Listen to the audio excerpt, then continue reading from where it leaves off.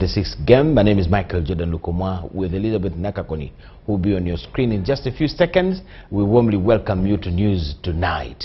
Let's start with a look at the headlines, and we have the bulletin in detail.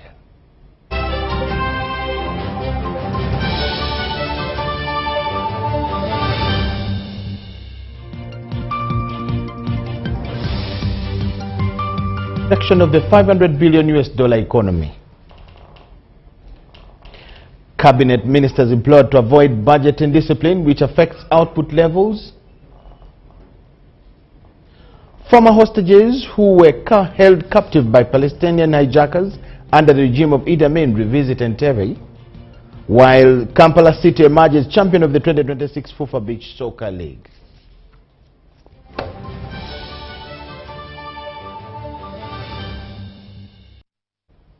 News Tonight, welcome aboard, and this is what we have for you this evening.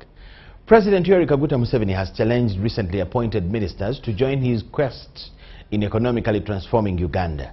Museveni, who projects a $500 billion US economy, is emphatic on commercial agriculture and value addition as some of the driving factors for the same. He was speaking during the opening of the ministers' induction at the National Leadership Institute in Chankwanzi, where he emphasized the fight against corruption. We have the details.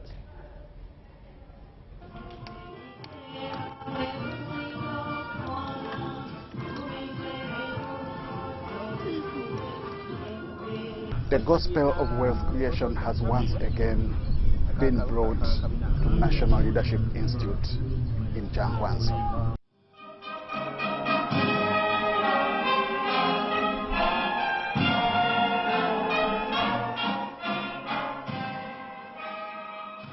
Our core focus will be on the following. 1, deepening agro-industrialization. Tourism development, mineral development, science, technology, and innovation. And of course, bringing the remaining 30% of the households into the money economy. So I call upon all of us to be very keen, especially during the presentations that are going to be taken, we are going to be taken through. Honourable Ministers, we are assuming office under the National Development Plan 2026-2027 and 2030-2031. My message here is that wherever you are, the people, you must influence them to get out of the pre-capitalist traditional way to pour meachon, you must go to pour manyen.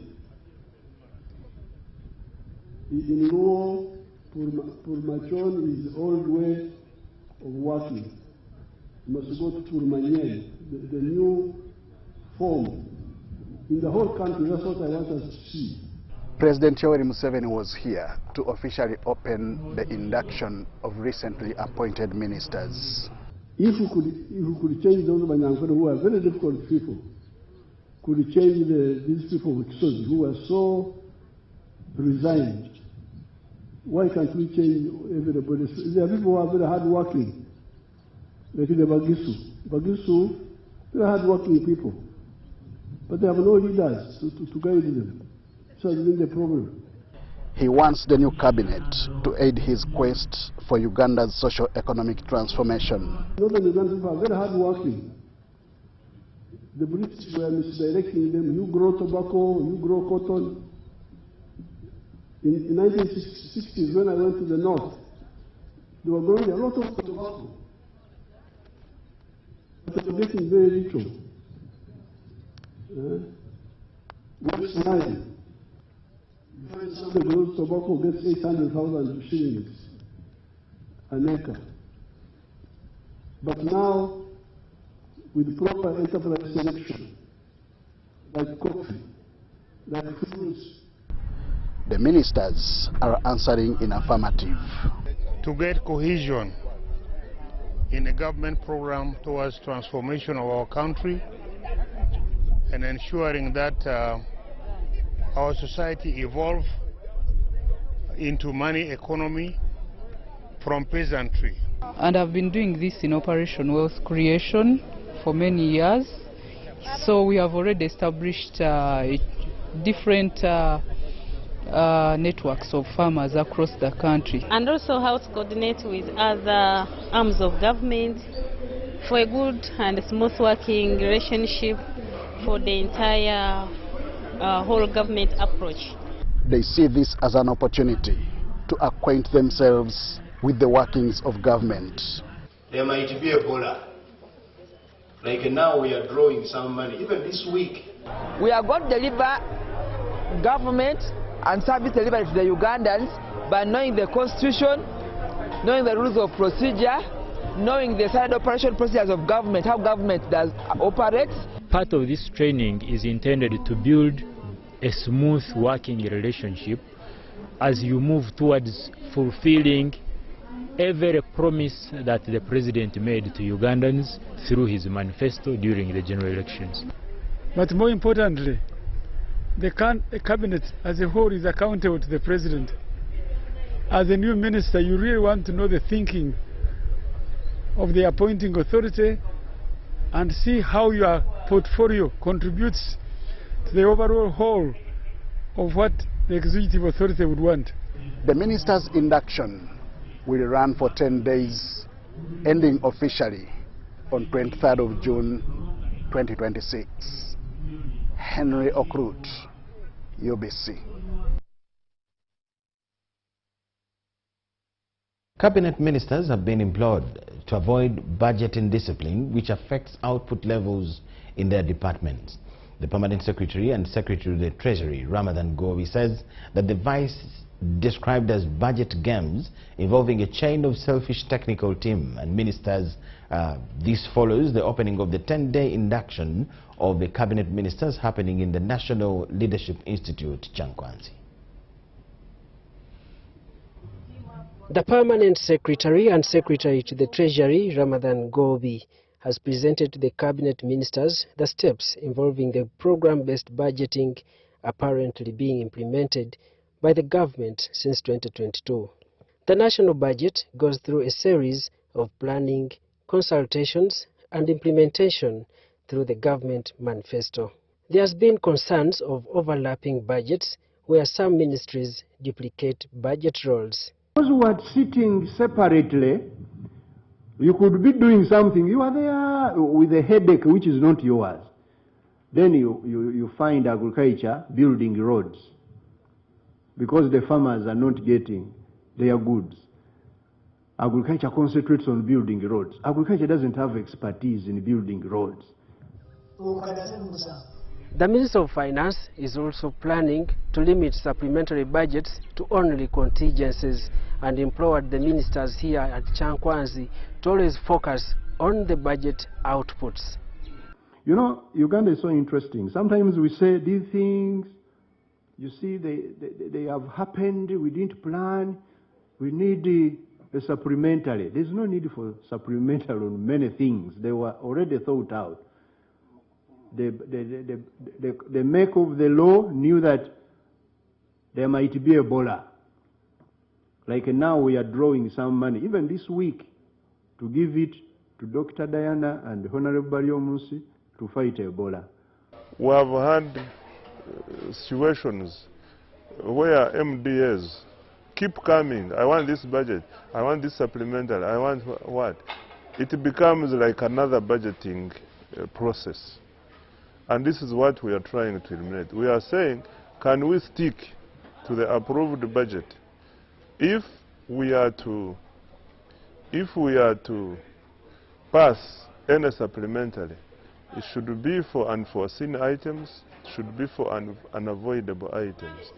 Ministers have various roles to play in the budget process, including setting government priorities, approve the national budget framework paper, and monitoring and guiding collective political leadership and accountability for the budget outcomes. And finally, the greatest opportunities for improvement going forward is number one in budget discipline, ensuring that we eliminate what economists call budget games, where accounting officers and other officers, mainly the other officers, you know, we have been head of service, been so hard on accounting officers. We are discovering these officers who are not anywhere in the law are the ones actually causing problems. We must ensure that accounting officers do not shift from the intended purposes by mischarging money, because it constrains us from achieving our goals. Because if we are saying that we want to grow the economy 10 times by year 2040, and these are the things we must focus on, any deviation limits us from achieving our overall goals. PSST Gobi wants to eradicate the bureaucratic glaze in the government procurement systems. The procurement law of Uganda is a problem. I don't know who wrote it. It is a very difficult law to guide implementation. We need to change, and we are bringing a law, a cabinet paper, to address this. The induction of the cabinet ministers is happening at the National Leadership Institute, Chankwanzi. Daniel Mugoya, UBC News.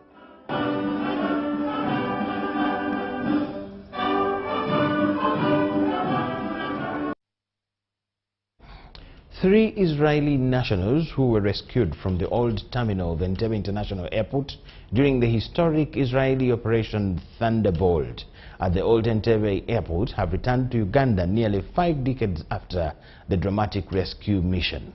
The former hostages, who were held captive by Palestinian hijackers and their accomplices under the regime of Idi Amin, revisited the site where one of the most daring hostage rescue operations in modern history unfolded on the 4th of July 1976.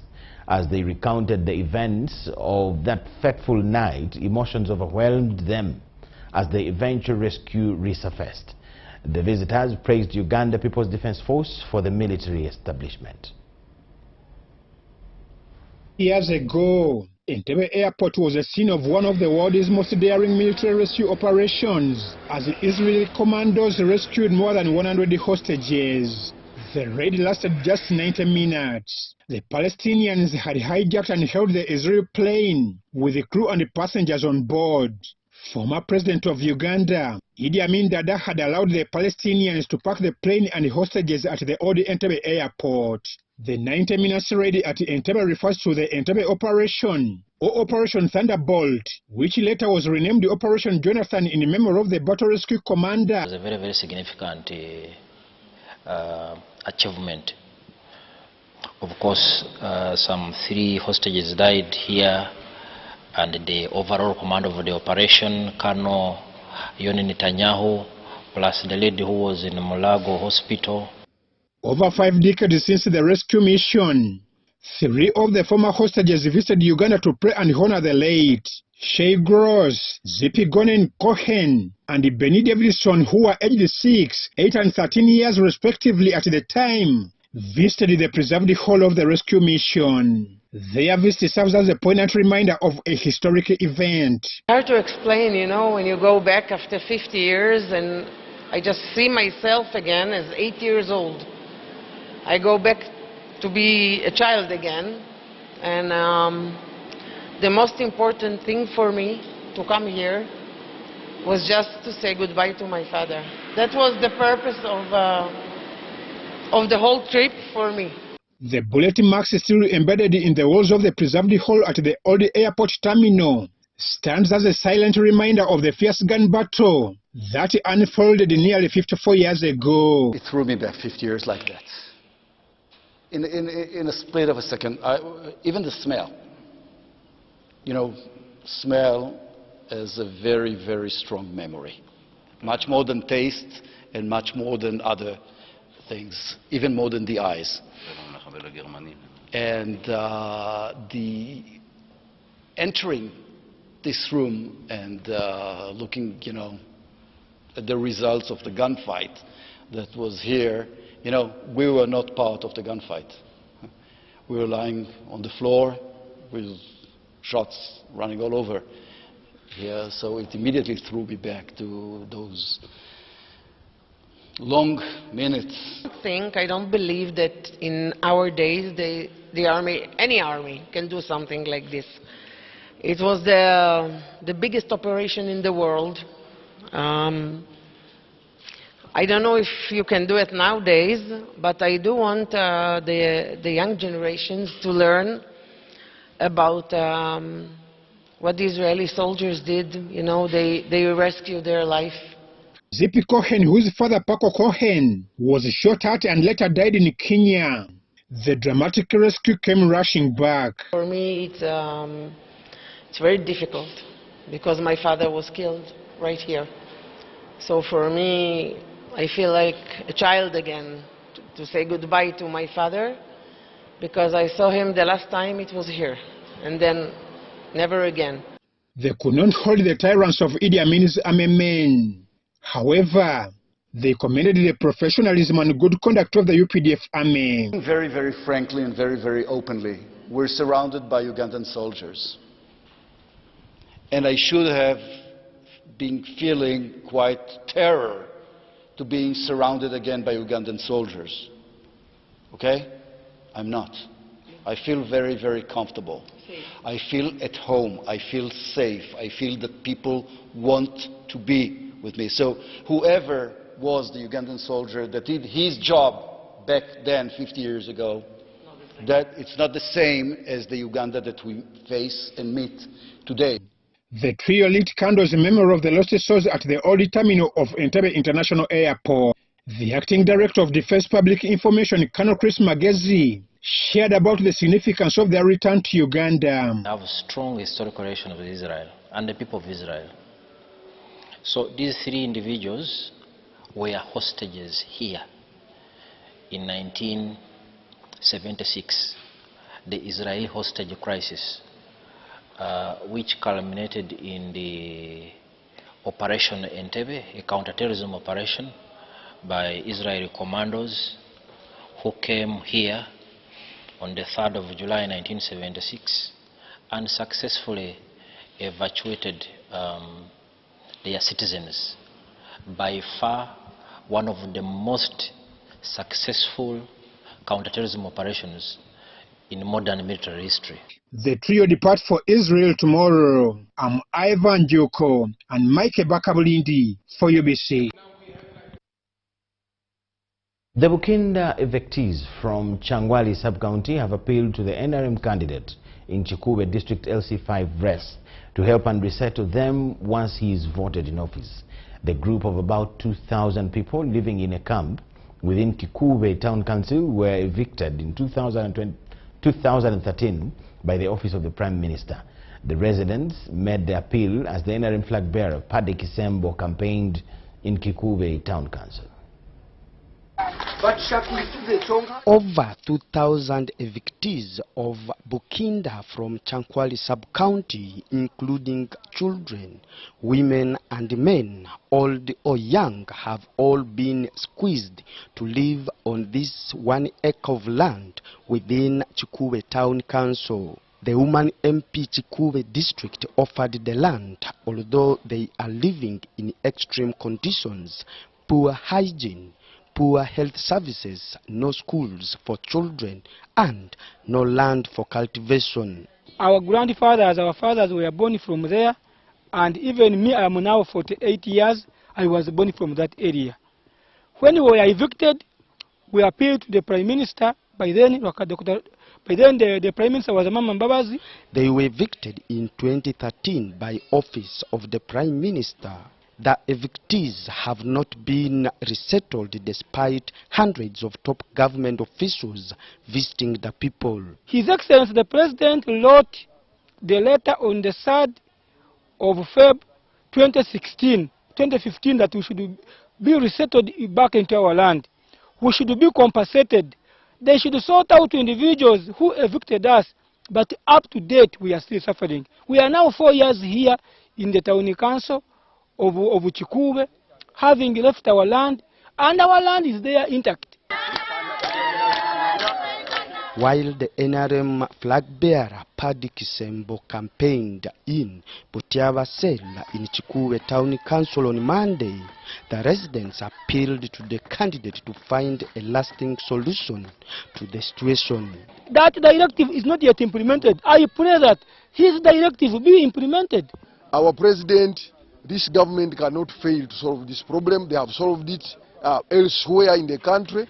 This is an issue that I strongly believe that once it goes through the right hands, the right leaders, the right offices, this issue will be resolved. That I strongly believe.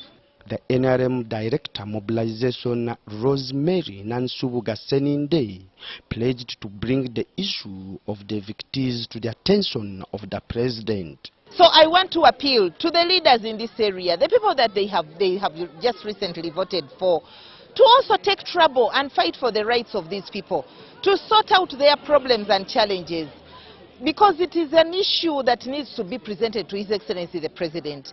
Of course, as a National Director for Mobilization and National Mobilizer of NRM, I have had an opportunity to come and witness and see the suffering of these people.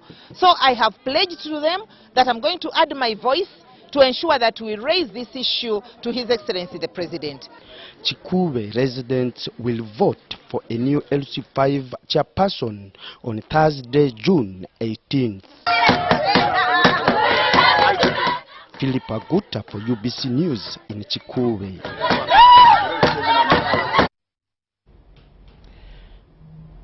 With just 2 days left for the Chikube residents to decide on who their next LC5 chairperson will be, UBC TV has met the NRM flag bearer Paddy Kisembo Aboli in an interview, and the next LC5 hopeful for Chikube district. Let's have a look at this. Meet Paddy Kisembo, the man hoping to take up the mantle for Kikube District LC5 position following the demise of Peter Banora. Kisembo asserts that as soon as he takes up the office, he will engage multinational agriculture companies to partner with communities and supply them with fertilizers. For example, companies like Yara, which I've been working for, every season they secure fertilizer, free fertilizer. They partner with communities to make sure they demonstrate how good fertilizer looks like, how it is utilized, and I am a technical person in that. I'm going to carry on with this, so it is a public partnership kind of arrangement. I will organize my farmers. If we put up a small plot, let's say for maybe a maize demo plot or tomatoes, it requires very little money. The biggest cost would be the input. Chikube is faced with the challenge of access to water, but Kisembo says he has the plan. I'm already talking to organizations. I want to thank an organization called Think Humanity. They have made for us over 15 wells within the district, and they are willing to advance that service to the rest of the other areas. And then on the side of bringing it closer, the ministry, the National Water and Sewerage Corporation has identified some areas. The district is faced with high school dropouts attributed to poverty. When you compare the pupils that join P1 and then you compare the ones who finish after 7 years, there is a huge problem. The pupils don't finish, actually maybe like 30% or 20%. They go all the way to finish P7, and it is a big problem for. The campaigns have come at a time when the country has put measures to combat Ebola. Kisembo says he is having scientific campaigns to ensure he doesn't break the standard operating procedures put in place. A number of not more than 50 people. That is a standard operating procedure which has been issued by the Ministry of Health, and we are following it. People should not hug, they should not shake hands. There in Congo, mainly the two sub-counties, Kaboya and Changwali.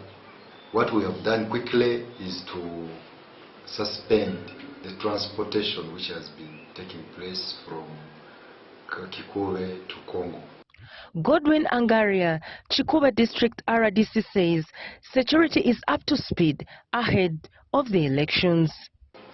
We shall have joint forces in deployment, and we shall have a command center at the district. Then sub-county, we shall have 2 senior police officers actually to be open. The DPCs neighboring Chikube will be deployed here. Chisembo Paddy, the National Resistance Movement candidate, is up against National Unity Platform's Fenekans Timanyere. Helen Barbara, George Nionzima, reporting for UBC. The chairperson of the Patriotic League of Uganda, General Muhoozi Kainerugaba, has announced fresh changes at the Secretariat as well as at the Central Committee of the organization. Muhoozi has relegated Tinje County MP Fadil Twala as the organization's General Secretary and appointed several ministers and the Speakers of Parliament to the PLU Central Committee. The 15th June 2026 post carried on his ex-official handle, General Muhoozi Kainerugaba, the national chairperson of the Patriotic League of Uganda, announced changes in the leadership of his organization.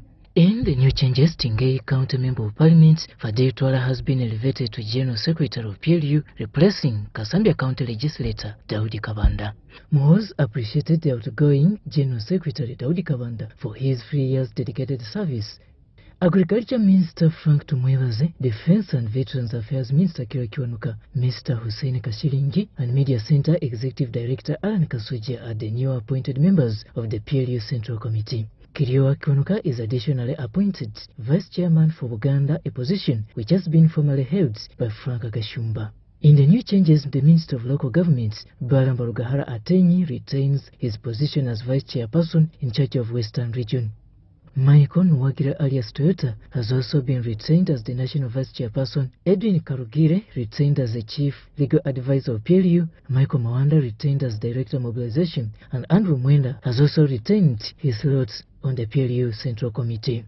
For the Speaker of Parliament, Oboth and Deputy Speaker Thomas Taibwa have been appointed to PLU Central Committee, as well as Muhoozi Kainerugaba's Special Envoys to Parliament.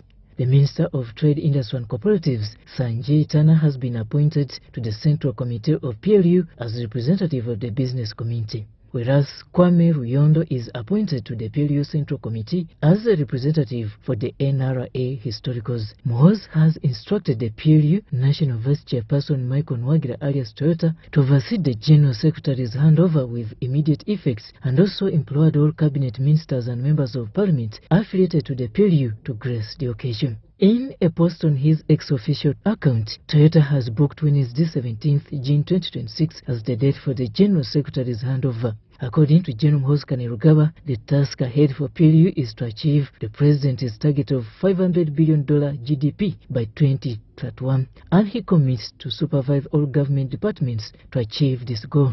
Robert Onyango, UBC News. The new PLU Secretary General Fadil Twala takes new responsibilities. Robert Onyango gives us the profile of the man who has been appointed. On 21st January 2023, General Muhoozi Kainerugaba visited Sebe sub-region in East, which kicked off from Kapchorwa district. While on this tour, Muhoozi was received by, among others, the Tingei County Member of Parliament, Fadil Twala. Without any formal position in the MK movement as referred to by many by then, Twala was a key local organizer of Muhoozi's Sebe tour. By then, little was known on the national scene about the Sebe man. Even when he was allowed to walk alongside or behind the CDF, his movements were monitored and restricted at a certain point. Throughout the entire day of his visit, Twala Fadil kept himself alive in the entire tour. Although his name wasn't live at the Bomber Grounds event where General Kainerugaba addressed the public rally, maybe his mobilization efforts were louder than his name. From here, the old boy from Tingei never went back as his political vehicle continued moving forward. I am profoundly happy and honored to be here visiting you in Kapchorwa. On the 18th of September 2023, General Kainerugaba through General Secretary Daudi Kabanda announced the appointment of Adil Twala as MK Movement's regional coordinator for Sebei sub-region. For us, we don't take the treat that the Afande General MK, the CDF, and this was the beginning of his breakthrough, as he has kept rising in ranks within the Patriotic League of Uganda. Call upon members of parliament tomorrow to turn up in big numbers. We want to celebrate our Ghanaian son. By the time of his elevation on Monday 15th June 2026, Fadil holds a Patriotic League number P0012. And I want to tell you people that we have structures of PLU from village level up to the... He once served as Kapchorwa district chairperson before stepping up to the national level politics. He entered parliament in 2021 as an elected member of parliament for Tingei County, a mandate he secured back on January 15, 2026 general elections. The names of Susan Mugu. Robert Nyango, UBC News. Coordinator for Sebei, Chief Coordinator for... Forum for Democratic Change party has agreed with the Ministry of Finance for the allocation of the 8.79 trillion shillings to the transport infrastructure for roads and railway in the 2026-27 financial year budget, saying that the sector is a business enabler and also creates jobs. Speaking during a weekly press briefing at Najanankumbi, the FDC Vice Chairperson, Western Uganda, Robert Centenary, said that, however, community roads should be also catered for.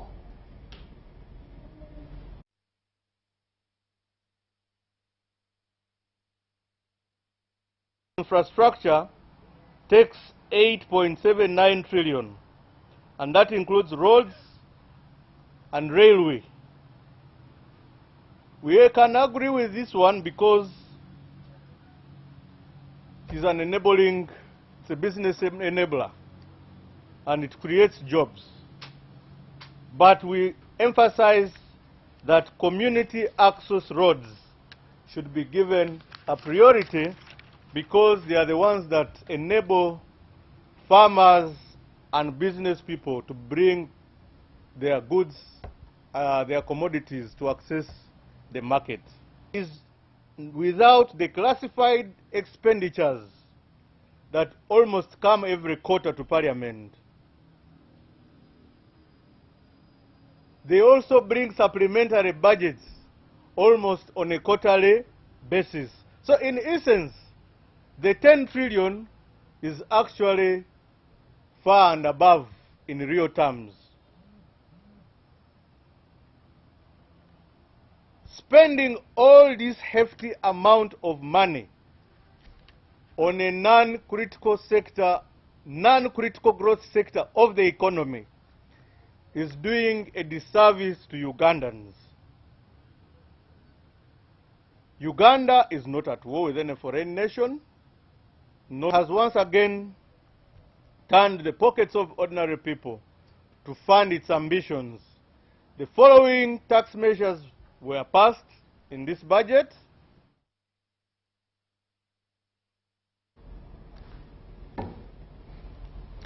Chief Justice of Zambia, Justice Mumba Malila, has urged advocates and court users to embrace alternative dispute resolutions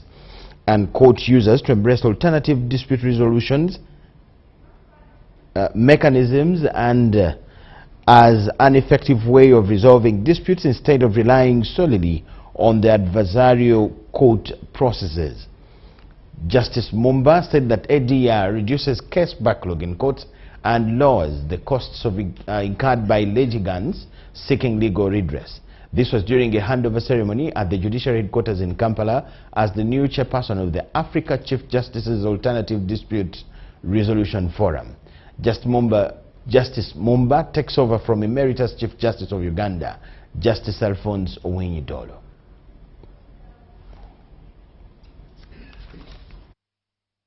And what it means in effect is,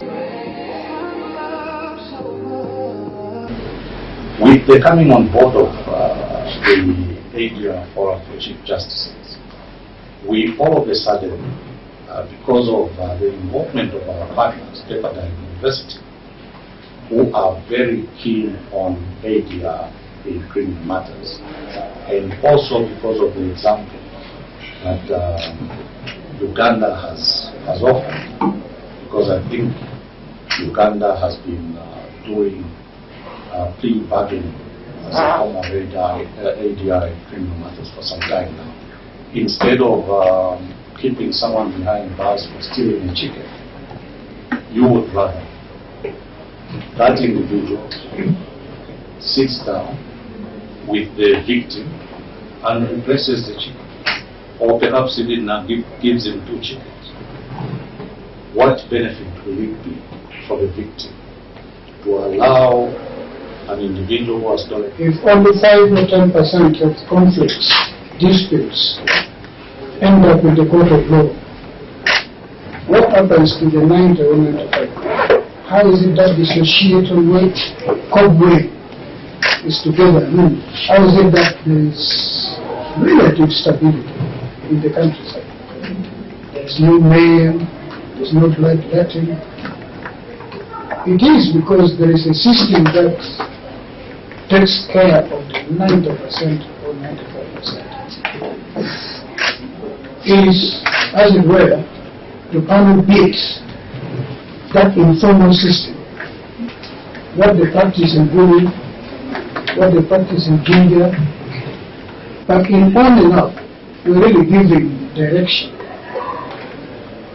So many times, these customary practices, these traditional practices, this neighborhood, dispute resolution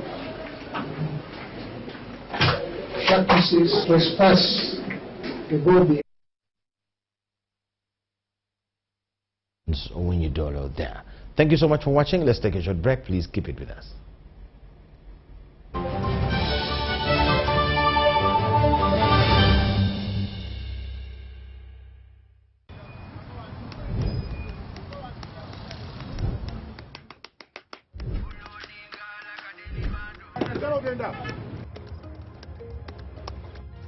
And that's it for today. Till the next episode.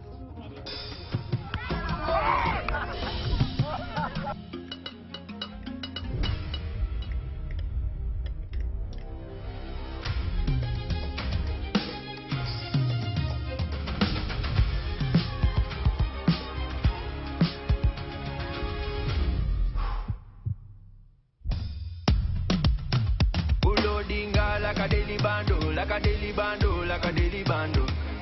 Omuliro nguwulira muli mu mutima kukankana like drums. Kalakata, kalakata, enendungu ya kusabula. Mikono tu, free of fire, free of fire, free of fire.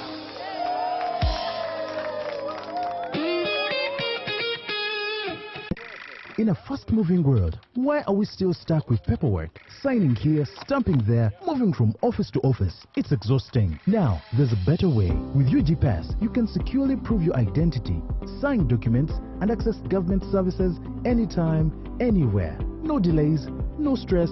Everything is instant, safe, secure, and government-backed. UGPass, your identity secured. Available in the Apple App Store and Google Play Store. UGPass is a product of Nita Uganda.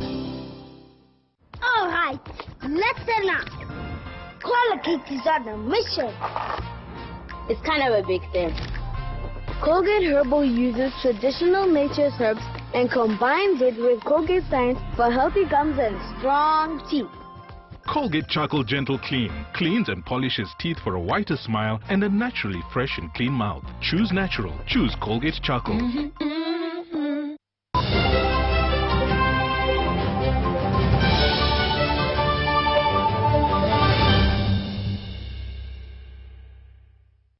Welcome back from the break. Police have announced strict measures to curb the rising cases of mob justice that have led to the death of innocent people and disrupted criminal investigations. And the warning comes as police continue investigating the mob killing of a rugby player, Sydney Gongodio, and the recent murder of Fahad Lubega, an employee of the online business platform Gigi Uganda. So, all about Sydney, I said it many months ago, years, 2024, and I am not the first police officer to talk about mob justice. The difference is we talk and the people do exactly the opposite. Then when they land into trouble, they start feigning all sorts of things. For some of you who are not accessing our stations, you need to see the nature of defense these people who are in our hands are giving. Hey, you see me, they are telling lies about me, what? But we are saying, please don't involve yourselves. So, I want to repeat, investigations are still going on. They try to apprehend him, but he sneaks through. He's pursued. And that is where he now comes into contact with the mob. And the lynch mob takes action against him, but they successfully apprehend him. Now, police is called upon. In my conversation with the area officers, they tell me they conveyed him to the police station. Visibly, he didn't appear to have torture marks, but he looked weak, and that's how they end up taking him to police. So you are coming?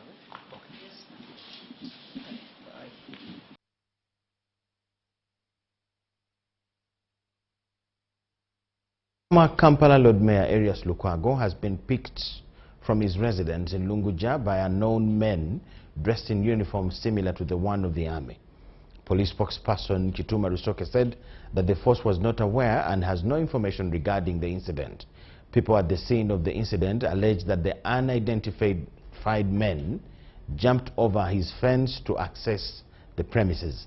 The reasons for the arrest remain unclear as police have also distanced from the operation.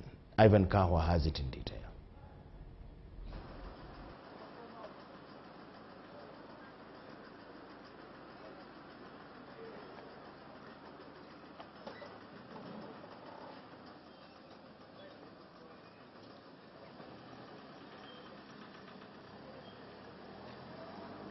Rounded up the home of the former Lord Mayor Erias Lukwago at Lunguja. The members here do argue and allege that these UPDF officers accessed this specific home by jumping over the fence. We are yet to know what reasons exactly as to why the former Lord Mayor Erias Lukwago has been arrested.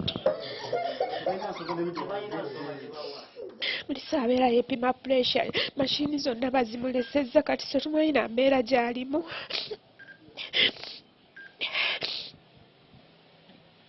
Lord Mayor Erias Lukwago ono ayina offices ez'enjawulo. Musavinga empapula ze mu offices ez'enjawulo z'ayina. Nesubira kujja wano kumenya mayumba ate kumukwata bukwasi. Nabadde ntudde bweru actually waliwo ow'amagye n'abuuka ekikomera. Kati yagenza okibuuka ffenna ne tutya. Kati ffenna mu kuyingira bwe twayingidde ne ngenda ne mbawooninga ne mbagamba bajja. Kati twagenze ffe ne ggalira mu kisenge. Ne bajja ne batandika oddusamba nga baagala ddumenya. Nga babuuza aliwa. Bakengedde nga tubagambe nti taliimu. Kati bayambuse wali bakyunyiza mami wange ate taagala bakkiriza kuyingira kisenge. Naye embeera ebadde yakutya. Nade ngenze kulaba kigenda mu maaso. Banzizizza eno wansi gun point bangambye toyingirayo. It's no longer military. Even the military must have procedure. But you don't just raid and jump into people's homes and you begin kidnapping them like you are. So that's what has happened this morning. So the breakdown of rule of law now is at its peak. Our appeal is that the government should allow the course of the law to take its nature, stop intimidating the lawyers, stop intimidating the suspects, let the law lead the entire process. You see, I like being sincere. If I have no information, I have to come and tell you, sure, I don't have it, and I am not able to make any comment. Yes.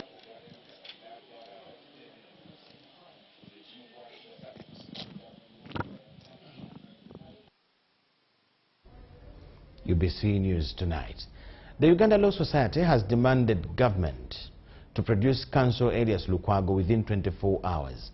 The National Bar threatens legal action against government whose responsibility is to protect all citizens. In the early hours of the day, unidentified armed men in army uniform stormed the residence of Lukwago and whisked him off from his Lunguja home.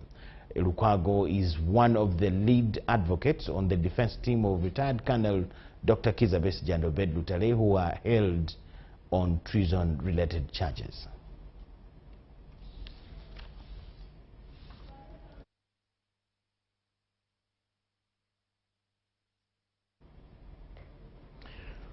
More than 118 parliamentary and local government electoral petitions have been filed following the recently concluded general elections.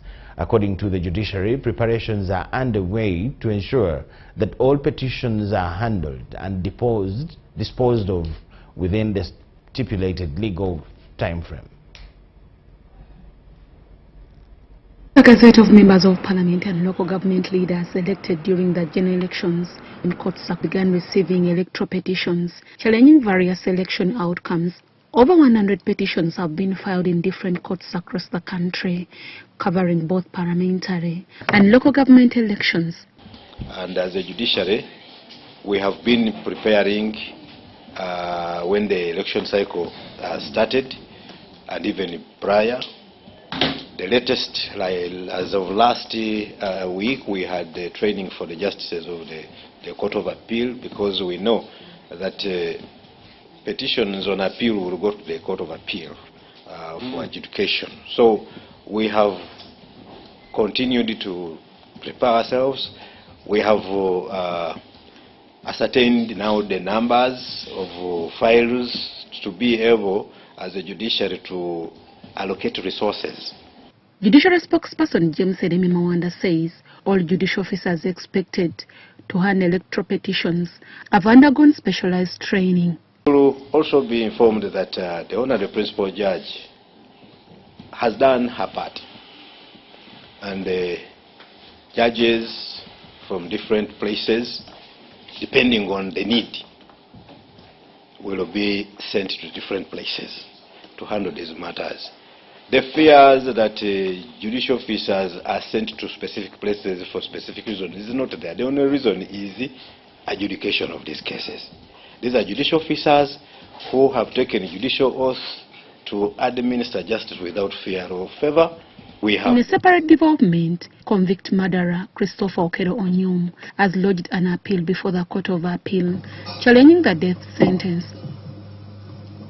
Through his lawyers, Okero argues that the trial judge erred in non-fact by failing to properly evaluate the evidence presented before court. The appearance further contends that the judge failed to adequately assess medical evidence related to his medical status.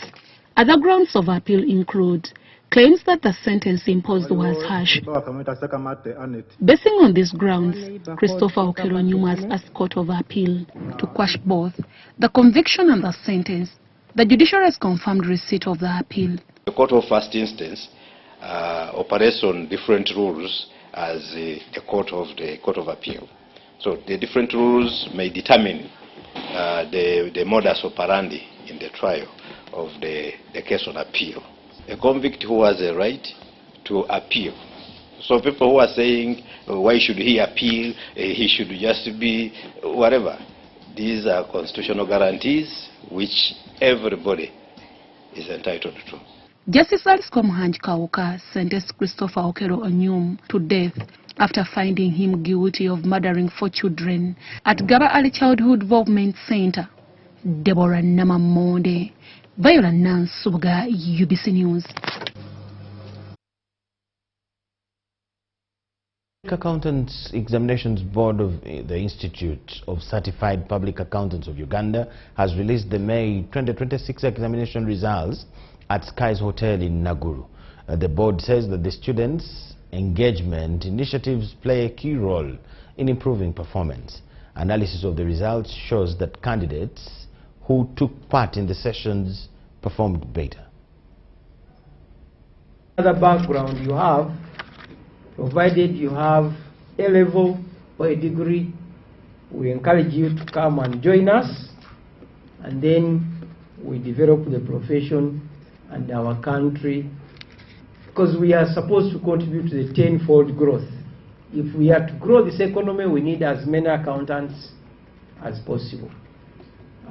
Few accountants, studies were done that the better the accountancy profession, the more the accountants in the economy, the better that economy grows. The overall pass rate improved from 35.5% in December of 2025 to 38% in May of 2026.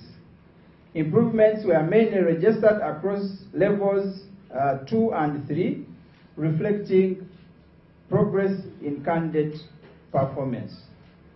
However, some subjects continue to present challenges to candidates, and we have an examiner's report which indicates recurring weaknesses in the application of technical knowledge, examination technique, and interpretation of requirements. Students are encouraged to carefully review examiners' comments and actively participate in student support activities organized by the Institute. Actively participate in student support activities organized by the Institute. I think we've noted earlier that there is a positive correlation between students who of our country. To the candidates who may not have attained the results they hoped for, I encourage you, do not lose heart. Every professional journey, and indeed every journey in life, has its challenges. And many successful accountants can attest to the setbacks that are often stepping stones to great achievement. Take time to reflect, learn from the experience, and prepare for the next opportunity.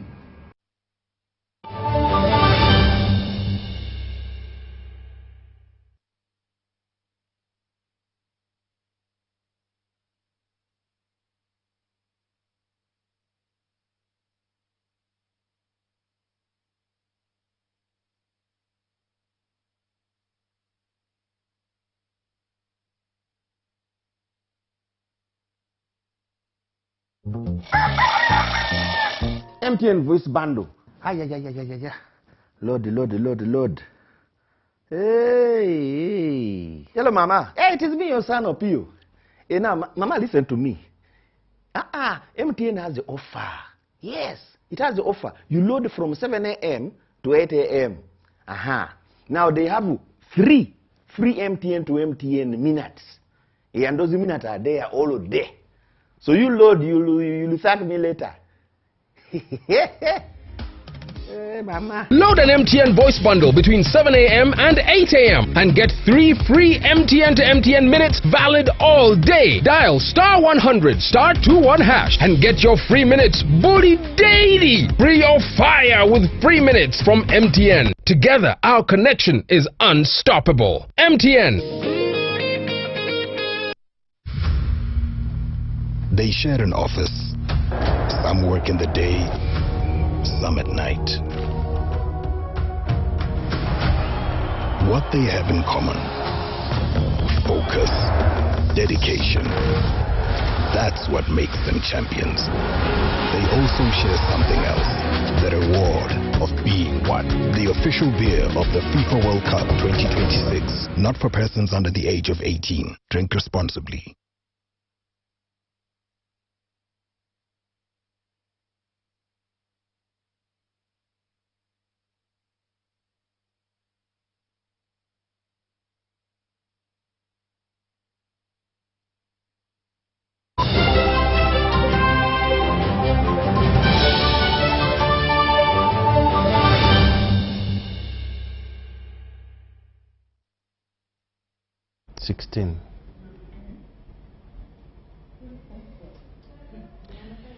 Health training institutions across the country have strictly adhered to Ministry of Health Ebola prevention guidelines as thousands of candidates begin the third series of the Uganda Health Professionals Assessment Board examinations. We have details to this.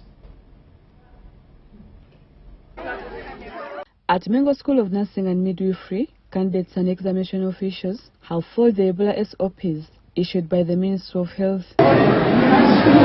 Regular sensitization and observance of personal safety measures characterize the start of the assessments, with some candidates carrying their own kits to minimize physical contact and reduce the risk of infection. We have been educating our students and staff on how to keep vigilant and prevent themselves against that deadly virus of Ebola. The Dean of Studies, Annette Kabanyoro, emphasizes compliance with the standard operating procedures. We have encouraged hand washing, and we have hand washing facilities, both in the classroom and in the hostel.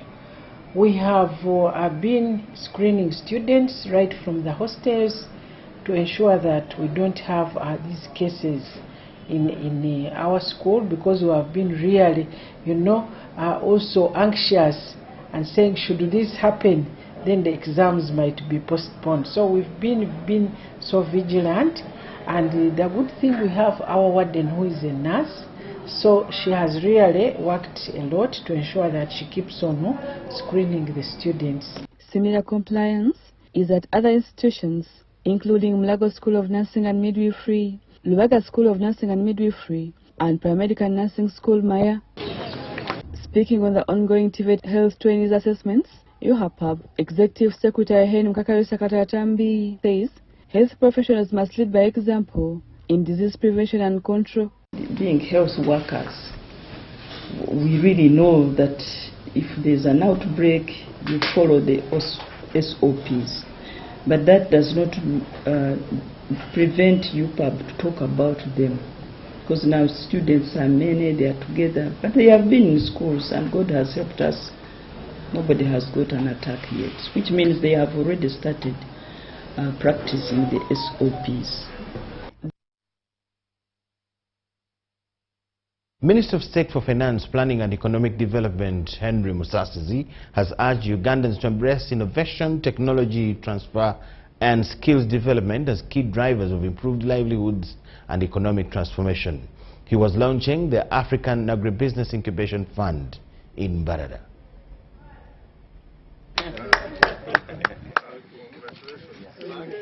The government has renewed its call for citizens, especially the youth, to acquire practical skills and embrace innovation to enhance productivity and improve their standards of living.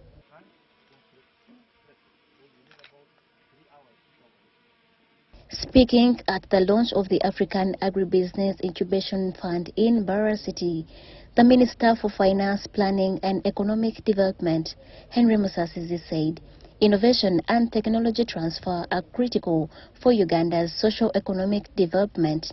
The minister emphasized that incubation centers equip young people with practical knowledge. Science and innovation. Hawakubakuruga mu science nimwe turaza kutungira wabaragamba emirimo erinkahe. Urabona umurimo otinde skill. Meanwhile, the Chief Executive Officer for Excel Hot Consult Agribusiness Incubator, Professor Alex Ariho, said the facility is focused on promoting technology transfer and innovation in the agricultural sector. We need to co-create together to offer solutions or provide solutions that can address the challenges of the country and the continent. We must co-implement things together. Professor Ariho added that strengthening innovation centers will contribute to job creation. Co-financing lasted. The Member of Parliament from Barra City South, Christopher Bakashaba, said the incubation center will equip young people with employable skills. Leaders were optimistic the investments in innovation, technology transfer and agribusiness incubation will address unemployment.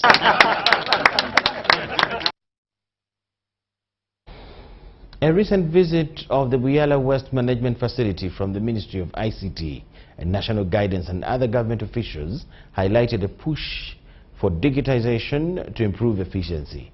The waste management facility in Buyala is emerging as a critical hub for the Greater Kampala metropolitan area. Managed by the Kampala Capital City Authority, the Buyala Waste Management Facility has become the primary destination for over 150 trucks each day from regions including Kira, Nansana and Mukono, as other regional landfills reach full capacity. While the facility spans 230 acres, it is currently operating on a 5-acre section granted for emergency use by the National Environment Management Authority. However, as KCCA strives to move away from traditional dumping methods, it has initiated a master plan to transform Buyala into a modern waste management facility featuring dedicated hubs for compositing, waste-to-energy conversion and material recovery. Where it will be. We have a master plan and we are on the right track to ensuring that we have a modern waste management facility. We have already engaged NEMA. We have developed terms of reference which they have approved, and now we are at the point of conducting an environmental impact assessment which will lead us to establishment of the facility we are talking about. We are not going to traditionally continue working like this. We are aiming at establishing a modern waste management facility which will have various hubs, waste compost, waste to energy and generally material recovery. The facility also serves as a vital economic engine. It currently supports 417 waste sorters and 57 traders who recover recyclables for industrial use. These workers earn an estimated 40,000 to 50,000 shillings per day, contributing to a growing circular economy. Proposed solutions include automating the facility's weighbridge to track the source and quantity of waste and using sensors to monitor gas toxicity and pollution levels.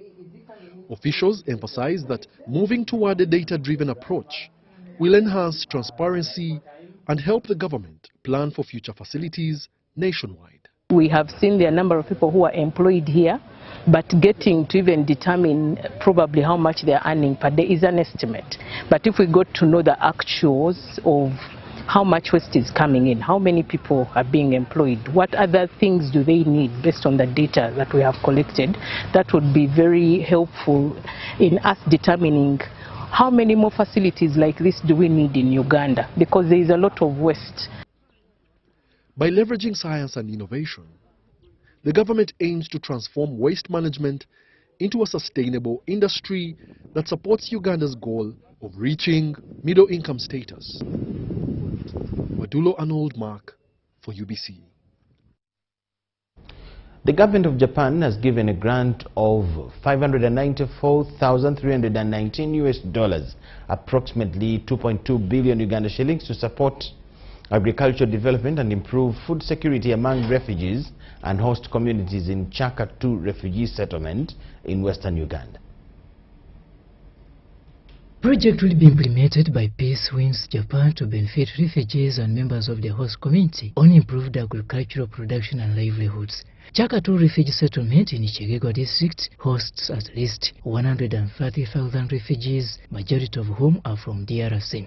Many households rely on agriculture. The project aimed to improve food security, nutrition, and livelihoods of refugees, many of whom have fled the DRC, our neighbor, as well as for members of the host community. The Japan ambassador, Saisiyama Takuya, reaffirmed Japanese commitment to support vulnerable communities in Uganda. I believe this project is particularly meaningful because it supports not only agriculture and livelihoods, but also the dignity and resilience of the people it serves. It also reflects Japan's commitment under TICAD, or Tokyo International Conference on African Development, to promote sustainable agricultural production and strengthen communities' resilience. The project will enhance agricultural productivity through the provision of farming support skills, training and other interventions to help refugees and host communities' households. We decided to expand our implementation through the 2-year project, and this project, which we will receive the grant this year, is actually to the 2nd year of the ongoing 2-year project in Chaka. It will also contribute demand of the variety of the crops in the market as well. So we believe this project will of course contribute to improve the food security and the livelihood in the refugee settlement and the host community, but also through cooperation and the collaboration between refugee side and also the host communities, we shall also contribute peaceful coexistence in Uganda. The initiative will further contribute to Uganda's broader refugee response strategy, promoting self-reliance and peaceful coexistence of refugees and host communities.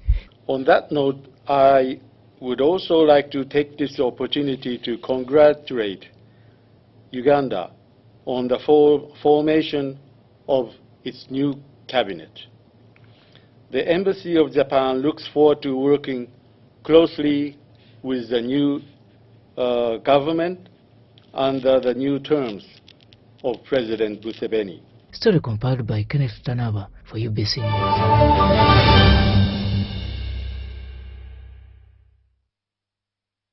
Kampala City has emerged champion of the 2026 FUFA Beach Soccer League. Our reporter has it in detail.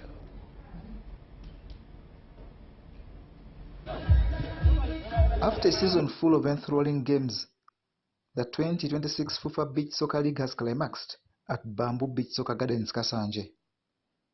The final day that had the semi-final and final playoff games climaxed with Kampala City edging St. Lawrence 5-2 in the final to win its second title. Our target was to win the championship, but unfortunately, since we're a university team, most of the guys have been on holiday. Our preparations have not been all that good, but at least we managed to finish third. The future is bright. We are still looking at the development of the game. Our main focus is to develop the game to see that we can keep on qualifying to the continental tournaments. For the individual awards, Kampala City Beach Soccer team dominated, with Sharifo Puri as the most valuable player. Godfrey Edweu was top scorer, and Rogers Omedwa best goalkeeper. If you see St. Lawrence and Kampala City reach the finals, it has been a competitive season, and we have seen such good talent come up. For example, Edweu, who has come up from the secondary schools, now he's playing in the league, dominating. That's a very good addition. Makerere University Business School's Alizinda was the best coach, while Mengo Hill Club took the Fair Play Award. The team of the season had Rogers Omedwa, Sharifo Puri, Jonathan Kikonyogo, Joseph Sendi, and Godfrey Edweu. Today I'm extremely happy, and all the credit goes to my technical team and my players who followed exactly the instructions that I gave them to do, and we came out as winners. The league was of 8 teams, with others being Mutola, Grace Church, Mutesa One Royal University, and Buganda Royal Institute.